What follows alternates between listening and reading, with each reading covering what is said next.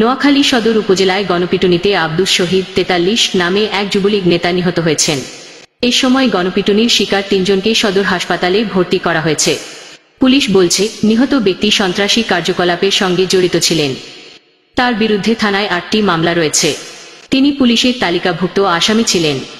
শনিবার ২৮ সেপ্টেম্বর রাত ৮টার দিকে নোয়াখালী জেনারেল হাসপাতালে চিকিৎসাধীন অবস্থায় তার মৃত্যু হয়।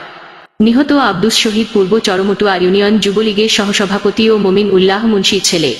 অপর আহতরা হলেন মোহাম্মদ জামাল হোসেন ৪২, মোহাম্মদ জাবেদ ২৮ ও মোহাম্মদ রিয়াদ হোসেন ৩৬। এর আগে একই দিন দুপুরে উপজেলার পূর্ব চরমটুয়া ইউনিয়নের সূর্যনারায়ণবহর গ্রামের ইসমাইল মুহুরীর বাড়ি থেকে ৪ জন আটক করে স্থানীয়রা গণপিটুনি দিয়ে একটি পাইপগানসহ যৌথ বাহিনীর কাছে সোপর্দ করে।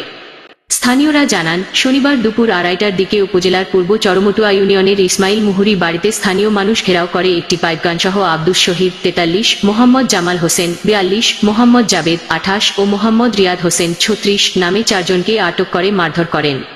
খবর পেয়ে যৌথ বাহিনীর সদস্যরা একটি পাইপগানসহ আহত অবস্থায় উদ্ধার করে নোয়াখালী জেনারেল হাসপাতালে ভর্তি করেন।